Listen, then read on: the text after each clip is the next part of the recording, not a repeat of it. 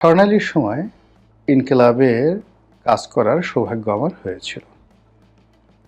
তো তখন থেকে ইনকিলাব শব্দটি বাংলাদেশে বেশ জনপ্রিয়, টেকনাফ থেকে তেঁতুলিয়া পর্যন্ত। কিন্তু ব্যাপার হলো ইনকিলাব শব্দটির অর্থ কী, তাৎপর্য কী, এটি নিয়ে আসলে আমরা কখনো ভাবিনি। এমনকি আমরা যারা ইনকিলাবে চাকরি করতাম তারা এটার শব্দগত অর্থ শুধু জানতাম যে এটি বলতে সাধারণত বিপ্লব বোঝায়। কিন্তু সে বিপ্লবটা কী, কী ধরনের বিপ্লব? তাহলে বাংলা যে বিপ্লব শব্দটি ব্যবহার করা হয় বা ইংরেজিতে যে রেভলিউশন শব্দটি ব্যবহৃত হয় তার সঙ্গে ইনকিলাবের অর্থটার পার্থক্য কী রয়েছে? তো আমরা এই বাংলাদেশে এই মুহূর্তে ইনকিলাব নিয়ে সবাই মাতোয়ারা। ইনকিলাব মঞ্চ, ইনকিলাব জিন্দাবাদ এসব নিয়ে যা কিছু হচ্ছে তাতে করে আমাদের দেশে যেভাবে একটা রসায়ন হচ্ছে আর দেশের বাইরে পশ্চিমা দুনিয়াতে বাংলাদেশ সম্পর্কে একটি ভয়ানক ভীতিকর অবস্থা তৈরি হয়ে যাচ্ছে। তো এই যে ভয়ানক একটি ভীতিকর অবস্থা তৈরি হয়ে যাচ্ছে, এর প্রেক্ষিতে কি হচ্ছে, আমাদের যারা ইসলাম ধর্মাবলম্বী, যারা কোরআনের হাফেজ, হাদিসে বিশারদ মানে হাদিস এবং কোরআন মুখস্থ করেন, এদের সংখ্যা কোটি কোটি কোটি কোটি এবং এরা সাধারণত অন্যান্য পেশাতে খুব কম যায়। বেশিরভাগই এরা মসজিদে ইমামতি করেন, তারপর মুয়াজ্জিন হন, নিজের একটি হাফেজি মাদ্রাসা চালান, মহিলা মাদ্রাসা চালান। এরকম ধর্মকেন্দ্রিক যে কর্ম সেগুলো নিয়ে বিধিব্যস্ত থাকেন। জীবনের চাহিদা তাদের খুব অল্প এবং তারা মনে করেন যে তাদের সফলতা মূলত মৃত্যুর মাধ্যমে। তারা মারা গেলে কবরে তাদের জন্য জান্নাত শুরু হবে, হাসর নসরে সেখানেও জান্নাতি পরিবেশ বিরাজ করবে। তারপরে মিজানে যেখানে দাড়িপাল্লা থাকবে সেখানে তারা রাজার হালে থাকবেন এবং হাসরের ময়দানে আরশে আজিমের ছায়াতলে তাদের অবস্থান হবে এবং সব কিছুর শেষে তারা জান্নাতুল ফেরদাউসে তারা চলে যাবেন এবং জান্নাতে ফেরদাউসে গিয়ে তাদের হুর থাকবে ৭০ জন, যারা পুরুষদের সঙ্গে মৈথুন করতে পছন্দ করেন, অর্থাৎ নারীর তুলনায় আমাদের যেটিকে বলা হয় সমকামী, এরকম অভ্যাস যাদের রয়েছে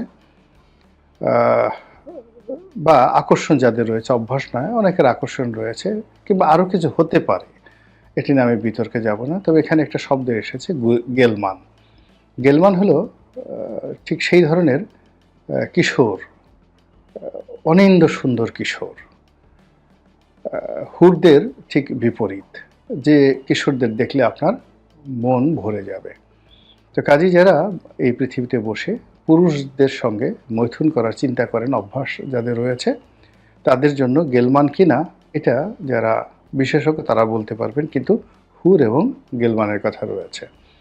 তো তারা এই যারা ইসলামী লাইনে পড়াশোনা করে তারা হুর চিন্তা করেন, গেলমান চিন্তা করেন এবং জান্নাতে কোনো পরিশ্রম করতে হবে না, যত ইচ্ছা তত সঙ্গম করা যাবে। সারাদিন যদি আপনি মনে করেন যে ৭০ জন হুরের সঙ্গে বসে বসে সঙ্গম করবেন, সকাল থেকে রাত্রি পর্যন্ত শুধু সঙ্গমই করতে থাকবেন, কোনো রকম ক্লান্তি হবে না। এরপরে সেই সঙ্গমে আপনার পোশাক আশাক নষ্ট হবে না, বীর্যপাত হবে না, হাওয়ার মতো বীর্য বের হয়ে যাবে এবং সেখানে একটা সুগন্ধি ছড়িয়ে পড়বে, ইত্যাদি ইত্যাদি নানা রকম বর্ণনা কিন্তু রয়েছে। তো এগুলো নিয়ে যারা স্বপ্ন বুনন করেন তাদের দুনিয়ার ব্যাপারে তত বেশি আকাঙ্ক্ষা নেই। তারা রব্বানা আতিনা ফিদ দুনিয়া হাসানা, এই ফিদ দুনিয়া হাসানা এই শব্দটি তারা বলেন ঠিকই, কিন্তু তারা সবসময় মনে করেন যে একজন মুমিনের জীবনে পরকালটাই হলো সবচেয়ে বড় এবং ফলে মাদ্রাসা লাইনে যারা শিক্ষা গ্রহণ করে থাকেন তাদের কাছে আল্লাহ, রাসূল, কোরআন, হাদিস, ইজমা, কিয়াস এবং আখেরাত এটাই একটা বড় বিষয়। এবং সেখানে যখন ইসলামের প্রসঙ্গ আসে, আল্লাহ রাসূলের প্রসঙ্গ আসে, কোরআনের প্রসঙ্গ আসে, তখন সঙ্গত করেন তারা জীবন বিসর্জন দেওয়ার জন্য পাগল হয়ে পড়ে এবং এখান থেকে মূলত জিহাদ শব্দটি এসেছে। কিন্তু যদিও জিহাদের যে মূল ব্যাখ্যা সেটির সঙ্গে আমরা যে জিহাদ বলি সেই জিহাদের অনেক পার্থক্য রয়েছে, অর্থাৎ নিজের সঙ্গে যুদ্ধ করাটাই হলো প্রকৃত জিহাদ। তো এনিওয়ে যেটা বলছিলাম, তো বাংলাদেশে যে কোনো কারণে হোক না কেন পৃথিবীর অন্য সব দেশের চাইতে, অর্থাৎ মুসলিম প্রধান ইন্দোনেশিয়া, পাকিস্তান কিংবা সৌদি আরবিয়া, মিশর, লেবানন, সিরিয়া এই সকল দেশে আধুনিক শিক্ষা এবং এই যে কোরআন হাদিস ভিত্তিক যে ইসলামী শিক্ষা, সেখানে যে রেশিও রয়েছে বা সংখ্যানুপাত রয়েছে তার চাইতে বাংলাদেশে অনেক অনেক বেশি।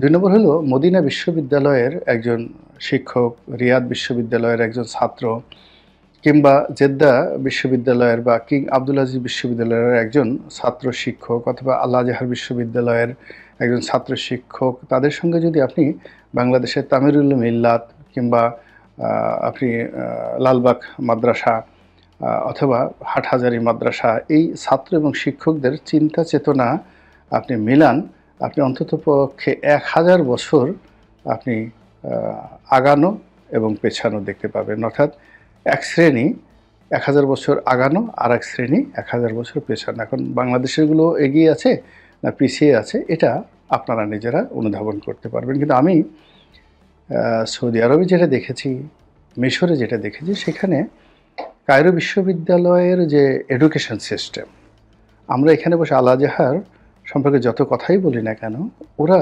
ধর্মীয় কাজে আল আজহারকে ব্যবহার করে, কিন্তু রাষ্ট্র গঠনে সবসময় কায়রো বিশ্ববিদ্যালয়টাই মূলত গুরুত্বপূর্ণ ভূমিকা পালন করে। কিন্তু আমাদের দেশে মূল ব্যাপার হলো যারা ইসলামী শিক্ষায় শিক্ষিত তাদের খুব অতি অল্প অংশ বিশ্ববিদ্যালয়ে আসে, বেশিরভাগ অংশে কিন্তু মাদ্রাসা লাইনে পড়াশোনা করে ওই ধর্মভিত্তিক জীবনযাপন তারা করে, এবং তাদের কাছে এই অনেক দিন পর ডাক্তার পিনাকি ভট্টাচার্য যে ইনকিলাব মঞ্চের ডাক দিয়েছেন বা ইনকিলাব জিন্দাবাদ যে স্লোগানটি তুলেছেন, এটি এখন এদের কাছে একটা বেহেশতের চাবিকাঠিতে পরিণত হয়েছে। তারা এই ইনকিলাব মঞ্চে গেলে মনে করে যে এখানে গেলে জান্নাত পাওয়া যাবে। এই ইনকিলাব জিন্দাবাদ বলার সঙ্গে সঙ্গে তাদের মনে হচ্ছে বেহেশতের এক একটা দরজা খুলে যাচ্ছে। কিন্তু বাস্তবে আসলে আমাদের এই দেশে কি হচ্ছে, এই মুহূর্তে কি হচ্ছে, সেটি হলো এই যে আমাদের দেশের বিভিন্ন জায়গাতে মাজার ভাঙা হচ্ছে, মব জাস্টিস হচ্ছে, বিভিন্ন জায়গাতে নারী এবং পুরুষের যে দ্বন্দ্ব, সামাজিক সংঘাত, যে জিনিসগুলো হচ্ছে, এবং সব জায়গাতেই ইসলামপন্থীদের যে গ্যাদারিং আমরা লক্ষ্য করছি। এবং আমরা ইদানিং দেখছি যে অনেকে বাংলা ভাষার চাইতে উর্দু ভাষা বলার চেষ্টা করছে, এবং যে কোনো কারণেই ইসলামী যারা বক্তা, হেলিকপ্টার বক্তা, তারপর শেষে নিজেদেরকে আরব দেশের যারা রক্তের উত্তরাধিকারী মনে করেন, যেমন ধরুন করুন একজনের নাম আব্বাসী, মানে আব্বাসী শব্দের অর্থ হলো যে হযরত আব্বাস রাদিয়াল্লাহু তাআলা আনহু, তার বংশধারা তার মধ্যে আছে। কতটুকু আছে বা না আছে সেটা বড় ব্যাপার নয়, কিন্তু আব্বাসী বলার সাথে সাথে তাকে এই আব্বাসী রক্তের ধারক হতে হবে, এক। ২ নম্বর হলো তার বাবার নাম আব্বাসী হতে হবে, অর্থাৎ আব্বাসীর বীর্যে তার জন্ম হয়েছে।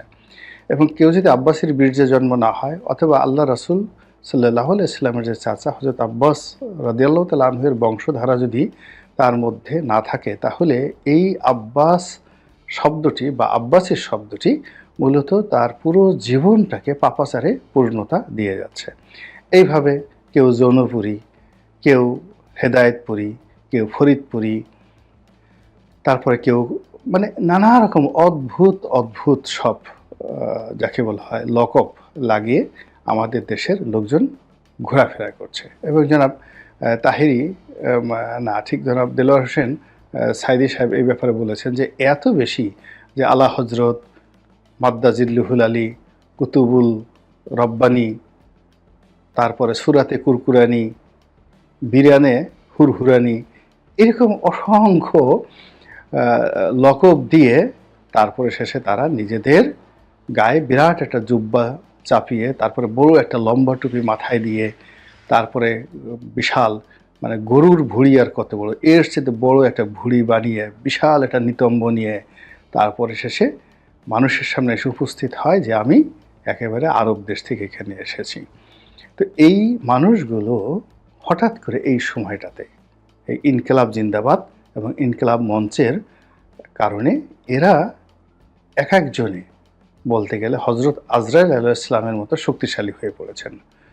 তাদের কণ্ঠে সে যে কি যে হুমকি, কি যে ধামকি, কি যে কথা, কি যে বার্তা, তাদের গলা নয় যেন মানে রেলের চুঙ্গা, রেলের যে সাইরেন বাজে না, বা জাহাজের যে সাইরেন, তার চেয়ে তাদের গলার স্বর এখন উঁচু হয়ে গেছে। তাদের সিনা এত উঁচু হয়ে গেছে, এরকম সিনা পৃথিবীতে আর কোনো কিছু নেই। তো অথচ ইনকিলাব বলতে যে জিনিসটি বোঝায়, অর্থাৎ যে বিপ্লবটি বোঝায়, আমি যতটুকু এই বিপ্লব সম্পর্কে ধারণা রাখি সেটি হলো, এটি মূলত উর্দু এবং হিন্দুস্তানি শব্দের একটা সম্মিলন। মূল শব্দটা আরবি থেকে এসেছে, কিন্তু আরবিতে এরকম সরাসরি ইনকিলাব যার প্রতি অর্থ বিপ্লব নেই। এটি অপভ্রংশ হয়ে প্রথমে উর্দুতে এসেছে, তারপর এটা আপনার হিন্দিতে গিয়েছে।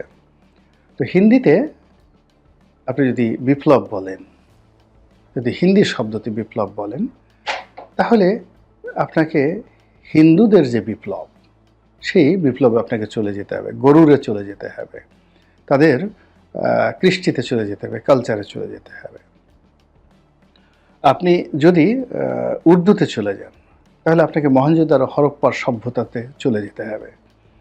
অনার্য জাতিগোষ্ঠী যেভাবে পাকিস্তানে সভ্যতার একটা শিখর গড়ে তুলেছিল, তারা কোনো অবস্থাতেই পাকিস্তানের যে কৃষ্টি এবং কালচার, তারা ধর্মের ভিত্তিতে তারা রাষ্ট্র গঠন করেছে বটে, কিন্তু পাকিস্তানের হাজার হাজার বছর ইতিহাসে তারা অনার্য সংস্কৃতিতে মহেঞ্জোদারো এবং হরপ্পার মাধ্যমে যে বিপ্লব তারা করেছিল পাকিস্তানে, সেই বিপ্লবটাকে তারা কিন্তু এখনও আপহোল্ড করে। মোহাম্মদ বিন কাসিম ভারত দখল করেছিলেন, সিন্ধু দখল করেছিলেন, তারপর মুঘল জামানাতে শীতকালীন অথবা গ্রীষ্মকালীন রাজধানী তাদের দেশে লাহোরে ছিল। এটা নিয়ে তারা কিন্তু গর্ব করে না, কিংবা ধর্মের ভিত্তিতে সেখানে যে একটা রাষ্ট্র প্রতিষ্ঠিত হয়েছে সেখানে কিন্তু সেটা তারা গর্ব করে না। তাদের যে গর্বের যে ধারা, সেটা হলো পাকিস্তানি জাতিগোষ্ঠী, সেটি অনার্য সংস্কৃতি। আবার যদি আরবিতে আপনি ধরেন, তাহলে আরবিতে যদি সৌদি আরব ধরেন, সৌদি আরব তারা ইসলামী কৃষ্টি এবং কালচার তারা ধারণ করে, কিন্তু মিশর কিন্তু ফেরাউনি জমানাকে তাদের কৃষ্টি কালচার মনে করে। পারস্য কিন্তু তাদের যে কয়েকজন বিখ্যাত সম্রাট, সেই Cyrus the great, Xerxes the great, Darius the great, নরশের ওয়া দ্য গ্রেট, তাদের লিগেসিটাকে বহন করে। ওখানে যে আমর ইবনুল আস